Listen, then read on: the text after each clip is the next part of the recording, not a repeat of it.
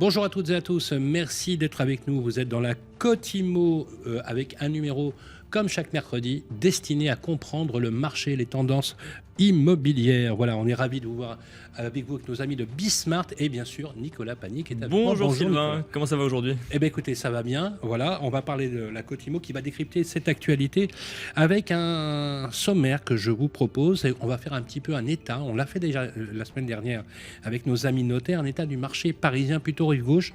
Les prix cessent-ils d'augmenter? Est-il toujours intéressant d'investir dans Paris?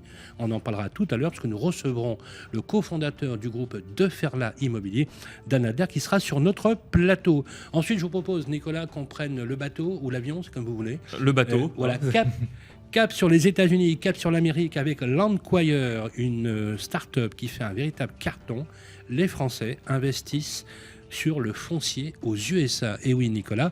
Et d'ailleurs, nous aurons tout à l'heure en duplex, il est au Salvador, il doit être à peu près 4 heures du matin, nous aurons l'un des deux cofondateurs, Romain Danielou, puisque c'est deux Français, Thibaut Guéant et Romain Danielou, qui sont aujourd'hui les fondateurs de Landquire, donc cap sur les États-Unis. Voilà, la Côte Immo, tendance immobilière, c'est parti. On se retrouve tout de suite après.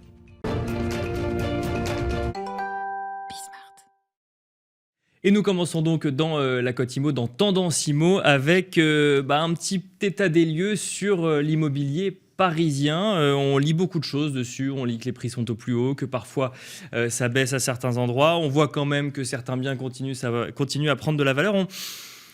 On a voulu faire le point et pour cela, nous avons invité sur le plateau de la Côte Immo Dan Adler. Bonjour Dan Adler. Bonjour, enchanté. Bienvenue sur le plateau de la Côte Immo. Vous êtes le cofondateur du groupe Deferla Immobilier que vous avez donc fondé avec votre femme. Deferla Immobilier qui se positionne, si je ne dis pas de bêtises, sur l'immobilier haut de gamme plutôt. On est sur une offre haut de gamme aujourd'hui à Paris. C'est ça. Enfin, en tout cas, on propose des services haut de gamme adaptés à tout type de biens. On fait vraiment du studio à l'hôtel particulier. On est vraiment spécialisé sur l'immobilier d'habitation. On fait également de l'immobilier d'entreprise. Mais on va dire que 90% de notre chiffre d'affaires, c'est vraiment de l'immobilier d'habitation. Voilà, et pas forcément haut de gamme ne veut pas forcément dire très cher, parce que comme vous dites, il y a du studio également. Vous allez donc pouvoir répondre à nos questions sur le niveau de prix, qui est la question que tout le monde se pose aujourd'hui sur l'immobilier parisien. Parce que pour donner un petit peu de recul aux gens qui nous écoutent, en fait, Paris est globalement la ville la plus chère de France. Alors, il y a peut-être quelques exceptions à droite ou à gauche. On a vu, en revanche, depuis 2 dernières années, depuis le Covid, les prix augmenter très fortement dans certaines autres villes de France, que ce soit Bordeaux, Nantes, Marseille, Montpellier. Voilà, j'étais à Brest il n'y a pas longtemps. Là aussi, les prix ont augmenté. On entendait dire que... Ou Lyon. On entend partout dire que les Parisiens sont arrivés et que les prix flambent. Et on se pose la question de Paris. Alors, Paris, on entend plutôt dire que ça tend à baisser, en tout cas c'est ce que nous disent les notaires, enfin baisser très modérément, mais que ça stagne.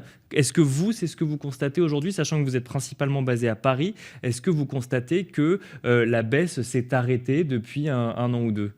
La hausse, pardon, s'est arrêtée depuis 1 an ou 2. Alors, nous, ce qu'on constate vraiment depuis le 1er janvier 2022, c'est justement, alors, on ne sent pas une inflation sur les prix, par contre, on ne sent pas du tout de baisse. D'accord. On a une activité qui est très forte, qui n'a jamais été aussi forte. Tous les mois, on fait des mois records en termes de volume de vente, mais aussi bien... En 2022, parce qu'en 2021, effectivement, c'était une année record. 2021, nous, bizarrement, ça n'a pas été une bonne année. D'accord. Pour diverses raisons, c'est-à-dire qu'on avait fait des investissements, on s'est agrandi, et du coup, on avait un besoin en recrutement, en formation, qui nous a... sur lequel on s'est beaucoup focalisé, ça nous a fait perdre du chiffre d'affaires, pour être clair, D'accord. en tout cas de potentiel. Sur 2022, vraiment, on a une activité qui est vraiment très dense. Après, pour répondre à votre question sur les prix, nous, on voit vraiment que le marché il est stable, c'est-à-dire qu'on ne voit pas forcément d'augmentation, on ne voit pas de baisse, mais on a un marché qui est stable, mais par contre avec un vrai volume de vente, ce qui n'était pas le cas sur 2021. Mais alors, ça, moi, c'est ce que j'ai du mal à comprendre, parce que quand on écoute les notaires, ils nous disent effectivement qu'on se rapproche du montant palier de 10 000 euros à Paris, que les prix baissent un petit peu, que certains excès se corrigent. Et de l'autre côté, quand on écoute des professionnels de l'immobilier, ils nous disent qu'ils n'ont pas de sujet sur les volumes ni sur les montants de transactions. Donc, qu'est-ce que ça veut dire? Ça veut dire c'est quoi? C'est qu'on a changé de bien, mais qu'en fait, il y a toujours des biens qui se vendent et d'autres qui se vendent plus du tout, ou que comme il y a moins d'acheteurs, moins de vendeurs, en fait vous y retrouvez quand même. Comment comprendre qu'au global les notaires constatent eux une baisse de prix? Alors, bon, je sais pas, moi je parlais avec des notaires dernièrement, ils constataient justement que le marché, il avait bien repris. D'accord. Après, sur les variations de prix, si on parle de 0,5 ou 1%, effectivement, peut-être, mais j'appelle pas ça une vraie baisse, parce que si sur un trimestre, vous allez perdre 0,5 et que vous allez regagner 0,5 sur le trimestre d'après, en fait, vous avez un marché sur l'année qui se lisse, et nous, c'est plutôt ce qu'on constate. Après, sur le volume de vente, ce qui est intéressant, c'est ce que vous disiez en amont, que les prix en province ont explosé. Et Bien du sûr. coup, les ressorts d'achat des Parisiens qui voulaient acheter des résidences secondaires en province est plus tout à fait le cas aujourd'hui, parce que quand vous Ça leur faites une coûte plus cher. recherche, les prix ne sont pas les mêmes. Donc au final, le rêve d'avoir une résidence secondaire, c'est un petit peu affaibli et les gens reviennent sur le marché parisien en force. Enfin, en tout cas, nous, c'est vraiment ce qu'on constate. Sur chaque relance de biens, on a vraiment des visites. On en a moins qu'il y a 4 ou 5 ans, mais par contre, on a des acheteurs vraiment qui savent ce qu'ils veulent et surtout qui achètent. Alors, Sylvain, peut-être, oui, ouais. alors, oui. Alors, c'est intéressant ce que vous nous dites, parce que c'est un peu aussi le concept de la Cotimo, c'est de laisser les professionnels s'exprimer avec des données des terrains. Puisque Thierry Delsal était chez nous il n'y a pas si longtemps pour justement le point du premier semestre avec la Chambre des notaires de Paris. Ce qu'on voit effectivement, vous avez raison, Dan Adler, on voit un ralentissement, non pas effectivement de baisse, mais de l'augmentation, avec des prix qui se tassent. Mais je prenais les arrondissements dans la source que nous a donnée Ce Loger de février 2022 sur les arrondissements dans lesquels vous opérez. Donc vous opérez dans le 5e. Alors 5e, 6e, 7e, 14e, 15e. Il n'y a rien à moins de 13 000 euros du mètre. Oui, c'est ce que j'allais dire. Non, mais les Et, prix sont très élevés, je vais même aller plus loin. Je prends simplement le 7e dans lequel vous êtes aussi beaucoup implanté. On est à plus de 14 000 euros du Ouais, mètre. tout à fait. Est-ce que ce chiffre-là, parce que voilà, sur ces arrondissements qui sont clairement des arrondissements chics, on peut le dire, on est sur un immobilier de luxe, un immobilier de prestige, ce que vous appelez effectivement du haut de gamme, pas exactement la même chose, mais avec des transactions incroyables. Est-ce que à un moment donné, ça finira par plafonner? Ça ne peut pas monter aux étoiles. Alors moi, Parce je suis pas que certain. à 14 000 euros du mètre, vous me direz, vous allez me parler de Londres, vous allez me parler des grandes villes européennes. Non, pas qui sont forcément. très, Je très vais pas chères. vous parler forcément de Londres. Où, effectivement, on peut comparer avec d'autres capitales. Et C'est vrai qu'en Europe, Paris est pas si cher que ça. Alors, il y a ce facteur-là, effectivement. Mais si en on France, compare Paris avec est hors de d'autres. prix. Oui. Alors, en France, oui, mais dans tous les pays, vous avez une capitale très forte où les prix explosent. Et puis, vous avez des villes autour où les prix sont pas du tout les mêmes. C'est l'attractivité de la ville. On a une des plus belles villes au monde. Donc, pourquoi déjà cette ville serait moins chère que d'autres capitales européennes? C'est la question que je vous pose. L'autre chose, c'est qu'il y a une inflation qui est folle. J'espère qu'il y aura une inflation aussi sur les salaires. Donc, normalement, il n'y a pas de raison, si vous voulez, que les prix chutent en tout cas. Le ciel vous entende, parce qu'effectivement, que les salaires suivent, parce que c'est vraiment un sujet. Ah oui, bien sûr. Alors justement, merci de me faire cette transition dans le sujet de l'inflation qui aujourd'hui a dépassé largement les 5% et des taux d'intérêt qui n'ont pas été encore impactés. Donc ce sont des taux d'intérêt négatifs. Vous êtes d'accord sur l'idée? Parce que si on a une inflation Bien à sûr. ces chiffres-là et des taux d'intérêt faibles, c'est bankable d'acheter, on est d'accord. Exactement. Sauf qu'on a le fameux taux d'usure. Je ne suis pas le premier qui vous en parle, bien évidemment. Concrètement, est-ce que vous avez vu, franchement, des dossiers qui seraient passés il y a 3 mois et qui ne passent plus aujourd'hui chez les deux Ferla Immobilier? Non, Aucun. aucun. Ils En ont fait, les moyens. Oui, ceux mais, qui achètent oui, ces mais attendez, affaires-là, vous avez, c'est ça vous avez Non, des clients qui payent non, cash. c'est pas, non, on n'a pas de clients qui payent cash. On a des clients qui font du crédit. On leur conseille d'en faire. On a exactement les mêmes clients qu'ailleurs. La différence, c'est qu'on a Vous n'êtes 30... pas bridé par le taux d'usure qui est Alors, fixé à 2,40 sur des crédits de 20 ans. Déjà, on a 35 000 acheteurs en fichier dans notre base de données. Sur 35 000 acheteurs, on est censé avoir fait notre job et connaître leur solvabilité. Quand on a une offre d'achat, on demande systématiquement une preuve de solvabilité du client. Donc ça, c'est important. Oui, mais le taux d'usure, je veux dire, il n'affecte pas la solvabilité. C'est le problème. Même des gens très riches pourraient être bloqués par rapport à ce taux d'usure, qui fait qu'on ne peut pas prêter plus que assurance et taux d'intérêt compris à plus de 40. Alors pour l'instant, en tout cas, je suis d'accord avec vous, mais pour l'instant, Donc on n'a pas eu de pour vous, problème. pas d'impact. Vous Alors, avez une chance. tout cas, pour l'instant, on n'a pas eu d'impact. Pourquoi? Parce Une qu'on a chance bien fait. inouïe. Alors, c'est pas une chance. Il y a eu énormément de travail. C'est-à-dire qu'on travaille énormément sur les acheteurs, avec les acheteurs, pour justement déjà les informer, pour qu'ils puissent, avant même de C'est faire ça. une offre d'achat, Ben oui, bien aller sûr. voir leur banque, pour pas qu'ils fassent une offre qui ne puisse pas aller au bout derrière. Enfin, nous, notre boulot, on est payé par des vendeurs quand même pour aller au bout de la transaction. Donc, si on fait pas ça, qui le fera. Alors, acheter dans Paris, c'est vraiment, presque le rêve absolu, le Graal, avec des prix absolument incroyables. J'ai vu même rue de l'Odéon un 90 mètres carrés vendu presque 3 millions d'euros. Enfin, c'est surréaliste. Ouais. Il faut dire que c'est une rue exceptionnelle, surréaliste. Un parking qui a été vendu 400 000 euros. Enfin, voilà, des chiffres absolument fous. Est-ce que les biens restent plus longtemps en vitrine, Dan Adler ? Ou est-ce que dans le secteur dans lequel vous opérez, je rappelle que c'est la rive gauche, il n'y a plus de sujet, quoi. Ça part. Alors, en 2021, c'était le cas. On mettait plus de temps à vendre. On a eu un rallongement de la durée. En 2021. En 2021. Nous, en tout cas, c'est le marché qu'on a vu, qui est bizarrement pas tout à fait le même que celui que vous décrivez. C'est Nous, en très 2021, on a. C'est ce qu'on lit dans les études. Ouais, intéressant. Ouais, D'où Et là- l'intérêt d'avoir un agent. Et là, en 2022, alors après, attention, le groupe de Ferla Immobilier, l'année dernière, on a investi très lourdement sur plein de choses qui nous ont permis d'en être où on en est aujourd'hui. Oui, c'est pas le marché qui a fait Alors, que vous avez passé une année, Non. on va L'année- dire pas comme les autres. Simplement, c'est des investissements du groupe. Alors, des investissements, des choix stratégiques sur le digital, sur la façon dont on voulait vraiment travailler auprès de nos acheteurs, qui a fait que sur 2021, déjà, on s'est agrandi, on a créé 2 nouvelles agences, on a restructuré tous nos points de vente, on a rénové tous nos points de vente. Donc Combien de points de vente aujourd'hui ? on en a 8.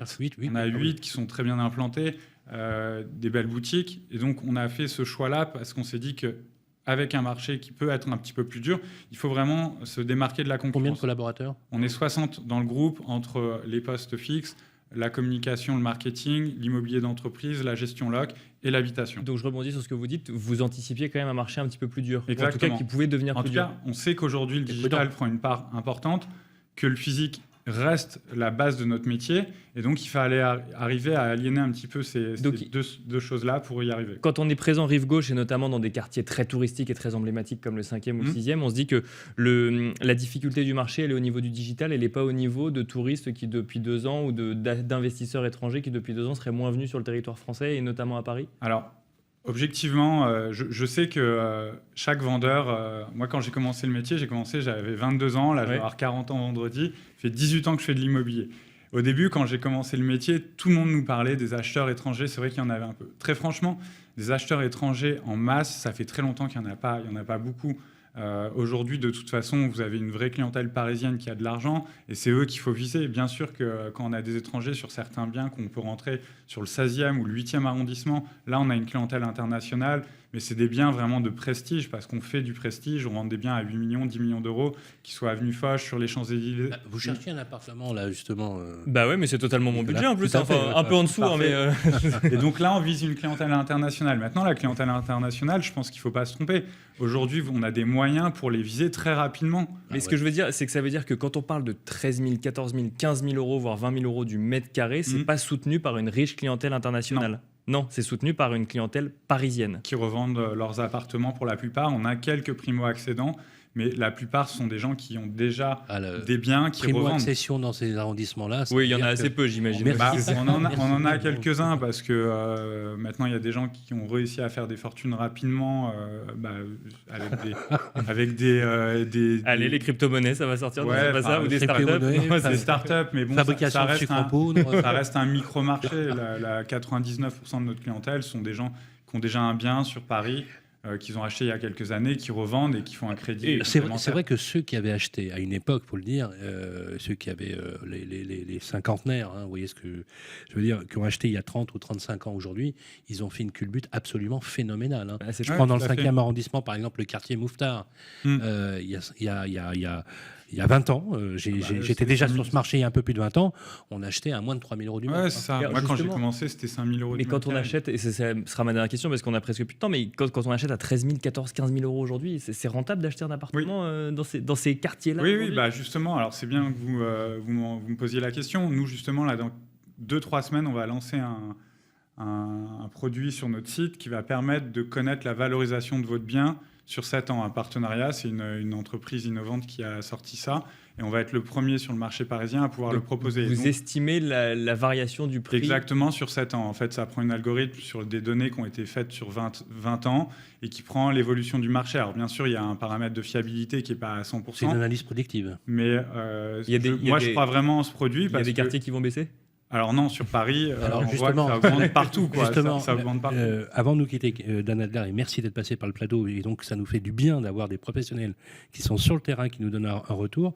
C'est le bon plan, les bonnes astuces. Est-ce que vous n'avez pas un bon plan, une astuce? Alors moi, trois conseils que vous nous donneriez. Alors moi, je pense que déjà, le bon plan, c'est d'accéder à la propriété. Quand on n'est pas propriétaire, d'accéder à la propriété. On s'endette? On s'endette. Allez. Il faut s'endetter. D'accord. Même si ça coûte plus cher. Même si ça coûte plus cher, de toute façon. Et plus on est jeune, et mieux c'est. Non, mais quand vous achetez une résidence principale, quand je parle avec certaines personnes qui ne sont pas sur Paris, qui me disent mais c'est complètement fou d'acheter à ce prix-là. Mais si vous achetez à 14 000, mais que vous revendez à 14 500, ou même vous revendez à 14 000 euros, vous ne perdez pas d'argent. De toute façon, vous en gagnez puisque vous allez rembourser votre crédit. On a payé les frais de notaire quand même. Ils sont suffisamment conséquents pour... Alors, certes, les frais de notaire, mais quand vous achetez un bien, vous ne le revendez pas au bout d'un an. Non, c'est clair. Vous avez le temps de les rentabiliser, ces frais de notaire. Par rapport au loyer qu'on aurait payé. De toute façon, les loyers, ça à perte. Quoi qu'il arrive. Non, mais donc c'est plus que le but immobilière à Paris comme celle dont parlait Sylvain. Je sais pas, je suis pas convaincu que les prix n'augmentent pas sur les 7 prochaines années. Ce que vous dites, Dan Adler, c'est que de toute façon, quel que soit le montant de l'emprunt ou la traite à payer, c'est de l'épargne inversée. Exactement. C'est-à-dire qu'en fait, ça sera jamais à fond perdu. Quand bien même on récupère la mise et avec zéro plus-value, c'est une épargne consentie sur le temps, effectivement. Effectivement, ça peut tenir la route. Et donc, est-ce qu'aujourd'hui, justement, juste très rapidement, les jeunes aujourd'hui, ils sont dans cette mentalité?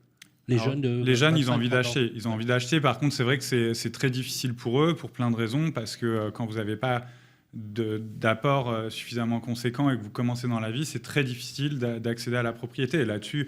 D'ailleurs, ils sont rive droite, ils sont rarement rive gauche. Quand même. Même la rive droite, Paris est cher, de toute façon. Donc rive gauche, le bon réflexe, c'est d'aller sur le site de Deferla Immobilier, Nicolas.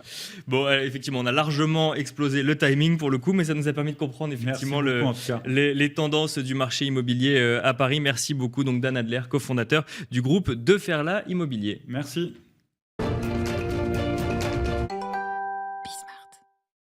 Rebonjour à toutes et à tous. Et oui, nous sommes en deuxième partie. Je vous ai dit, on va passer l'Atlantique, pas à la nage. Non, effectivement. En bateau, peut-être. Voilà. Et cap sur l'Amérique pour l'instant, mais d'ailleurs, peut-être même cap sur l'Amérique du Sud, puisqu'il est en duplex avec nous. Justement, nous avons Romain Danielou. Romain, bonjour. Bonjour Sylvain. Vous êtes au Salvador, puisque vous avez une agence au Salvador, justement, avec la société Landquire. Landquire, c'est la révolution sur l'investissement foncier aux États-Unis. C'est deux Français qui ont créé cette entreprise. C'est vous, Romain Danielou, et Thibaut Guéant. Alors justement, la première question du groupe sur votre start-up, on peut le dire comme ça, avec un succès incroyable, pratiquement 15 millions de dollars de capitalisation en moins de 2 ans, 90 000 offres que vous faites par mois quasiment sur l'achat de foncier aux États-Unis. Question, Romain, c'est quoi le concept de Landquire ? Alors c'est très simple, aujourd'hui Landquire, c'est de l'envoi de lettres massifs sur des marchés avec une vélocité à très haut rendement sur le foncier. Alors tout type de terrain, du commercial, de l'industriel, du résidentiel. On fait aussi pas mal de découpes. On est aujourd'hui sur plus de 30 États. Et donc, tu viens de mentionner le Salvador, sachant qu'une grosse partie de nos analystes sont basés au Salvador. Donc, voilà, 90 000 offres par mois. Ça nous permet d'acheter du foncier en masse avec des flux financiers qui viennent des pays francophones. Alors, le concept, en fait, c'est expliquer, Nicolas, l'investissement pour les Français. C'est un investissement à haut rendement, hein, vous l'avez indiqué, Romain. Mais qui dit haut rendement ne dit pas grande volatilité ou risque important ? Alors aujourd'hui, sur le foncier, c'est une asset qui prend en moyenne plus de 8% annuellement depuis les 30 dernières années. Donc, c'est vrai que le marché américain, c'est un marché volatile. Maintenant, on reste sur du foncier et on reste sur de l'acquisition de parcelles bien en dessous du prix du marché. On fait des offres entre 40 et 50% de la valeur vénale du bien, ce qui nous permet en fait de faire notre argent à l'achat, tout simplement. Alors moi, ça me pose beaucoup de questions quand on me parle rendement des formations professionnelles. Moi, j'entends risque. Donc du coup, vous parlez Romain Danielou d'achat décoté et effectivement de rendement. On parle d'immobilier en Amérique du Nord. Concrètement, vous les achetez où et qu'est-ce qui fait la volatilité de ce marché-là par rapport aux réflexes qu'on peut avoir en France où l'immobilier, investir dans la pierre, c'est un investissement des plus sûrs qui existent, en tout cas sur le long terme et quand c'est bien choisi. Mais qu'est-ce qui fait la volatilité du marché et où est-ce que vous allez ensuite acheter les biens? Alors aujourd'hui, nous, on achète les biens un peu partout aux États-Unis. Comme je viens de le dire, on est sur 30 États. Donc on a acheté à peu près Mais 300 parcelles. plutôt en ville, plutôt à la campagne. Enfin, comment est-ce que vous faites votre sélection? Alors on est en grande majorité sur des zones de développement, donc les marchés autour de grosses métropoles. Donc on ne va pas être sur des villes comme Miami, New York, Chicago, Houston ou LA. On va vraiment être sur des marchés secondaires comme la Caroline du Nord, l'Oregon, l'Alabama. On va être sur l'Ohio, on va être sur l'Idaho. Donc on est sur ces marchés qui sont en fort développement, sachant qu'aujourd'hui on a une grosse pénurie de maisons. On paye un petit peu les pots cassés des années de 2007, des Ah, subprimes, encore de la aujourd'hui? crise des Ah oui. subprimes. Encore Et oui, aujourd'hui? exactement. Ah oui, beaucoup de constructeurs ont fait faillite en 2007, de 2007 à 2009. Et donc aujourd'hui, les prix des maisons continuent d'augmenter. On voit beaucoup de gens qui ont du mal à accéder à la propriété. Donc nous misons sur le foncier sur les 10 prochaines années, sachant que beaucoup de constructeurs vont devoir rattraper le retard. Le but, c'est d'amasser un maximum de foncier sur les 10 prochaines années, sachant que voilà, aujourd'hui, on ne fait pas plus de terrain qu'il y en a sur le marché. Il faut pouvoir les dénicher. Il y a à peu près 920 millions d'acres détenus par des propriétaires privés. Et donc, on les joint tout simplement avec des lettres physiques, avec des offres physiques par lettre, ce qui nous permet en fait de négocier avec des acquisition managers, des gens qui nous aident à analyser grâce à une grille de critères de plus de 200 critères, ce qui nous permet en fait d'acheter entre 0,1 et 0,2% des offres qu'on fait. Et alors, je reviens sur, vous disiez que le marché nord-américain est un marché plus volatile. Ma question porte là-dessus, mais de manière un peu plus générale, parce que c'est un peu antinomique par rapport à un marché français. Quels sont les drivers du marché américain? Pourquoi est-ce que vous dites que c'est un marché volatile? Alors, quand je dis un marché volatile, je parle sur des maisons en grande majorité ou du commercial. Sur les terrains, on est quand même sur une assiette qui est quand même très stable parce qu'aujourd'hui, ce n'est pas un cash flowing asset. Donc, on voit quand même des prix qui continuent d'augmenter. Il y a quand même pas mal de personnes qui ont peur d'une potentielle crise. Il y a quand même assez de concerns au niveau des prix qui continuent d'augmenter, de l'inflation. Donc, on va voir comment 2022 se déroule. Nous, le but, c'est de pouvoir en fait donner un maximum de terrain à nos constructeurs, sachant qu'il y a un gros retard à rattraper sur les 10 prochaines années. Alors justement, on va parler de rentabilité. Vous sollicitez, la plupart des terrains sont achetés par des Européens avec un véhicule. Vous créez un véhicule, c'est une LLC, me semble-t-il, si j'ai bien pris ma leçon. C'est donc en fait un véhicule équivalent à nos SCI à la française. Et vous avez aussi un certificat de compliance fiscale. Donc ça veut dire que c'est blanc fiscalement. Alors question très pratico-pratique pour ceux qui nous écoutent, tendance immobilière, quel est le niveau moyen de rentabilité? Est-ce que cette rentabilité est liquide et à quel moment on peut effectivement songer à faire une plus-value et de quel ordre? Oui, alors juste pour expliquer la fondation de la société, dans l'idée, Thibaut et moi-même, donc c'est d'aider les francophones à investir sur le marché US. Donc ça fait à peu près 10 ans que Thibaut fait ça, moi ça fait à peu près 5 ans. Donc en fait, on a créé une marketplace. Sur cette marketplace, nous mettons à disposition des produits d'investissement, du foncier, du clé en main, à partir donc d'une société LLC. On crée des sociétés LLC aux États-Unis pour nos investisseurs francophones. Ça leur permet d'investir dans du dollar, donc de diversifier sur une monnaie autre que l'euro, et d'investir sur des projets dans plusieurs États. Donc on offre de la diversification sur plusieurs zones géographiques et sur plusieurs types de terrains. Comme je viens de le mentionner, on est sur des terrains à 80% résidentiels, à 20% commercial, et le reste, on est sur de l'industriel. Quel est le niveau moyen de rentabilité et quelle est la marge de risque? Oui, alors on achète, comme je viens de vous le dire, des terrains entre 40 et 50% de la valeur du marché brut. Et on vient ajouter à cela donc tous les frais annexes avec les frais d'agent immobilier, les frais de notaire. On prend une réserve sur les taxes, on prend une réserve donc sur la maintenance du terrain ou des terrains. Donc après revente des terrains, on est sur un IRR de 15% en moyenne annuelle. Donc on fait des projets plus ou moins courts. On a des projets sur 6 mois et on a des projets sur 3 ans. Tout dépend si on fait de la découpe ou si on fait un apport de valeur sur un changement de zoning.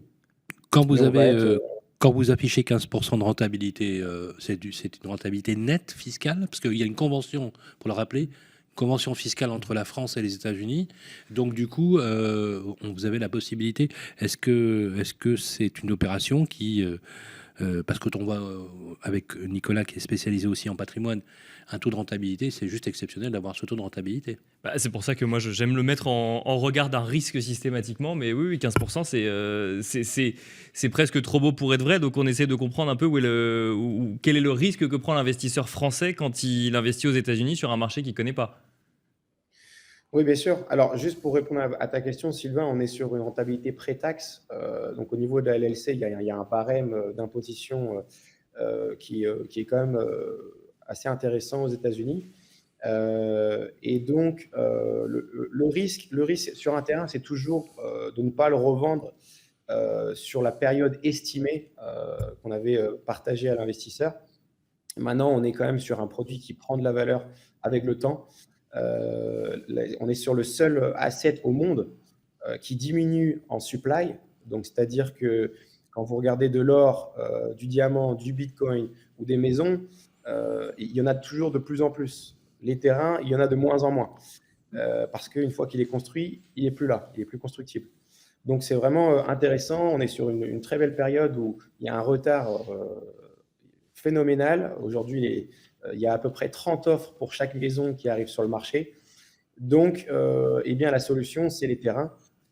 Nous, grâce à la data, on fait une extraction de data sur tous les propriétaires privés et on envoie, comme Sylvain l'a dit, à peu près 90 000 offres par mois. Donc la question, Romain, c'est on est sur un risque qui est plus que maîtrisé. Donc on n'a pas un risque de perte de son investissement. C'est juste une question de temps de la vente ou de réalisation des actifs. Exactement. Le risque, en fait, il s'est réduit grâce à l'analyse et la formation des équipes qu'on fait en interne.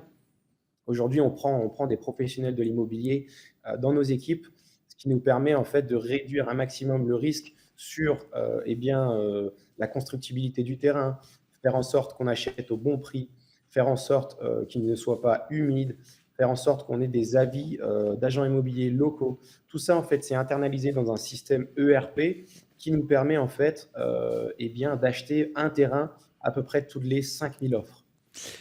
Merci Romain Danielou, c'est la fin du temps qui nous est imparti pour la Côte Immo. Merci d'avoir répondu à nos questions en direct du Salvador, donc sur les spécificités de ce marché américain, si loin finalement du marché français et si loin à comprendre parfois aussi pour ceux qui n'y ont jamais mis un pied aux États-Unis. Je rappelle donc que vous êtes le cofondateur de Landquire. Et quant à nous, on se retrouve demain pour un nouveau numéro de la Côte Immo.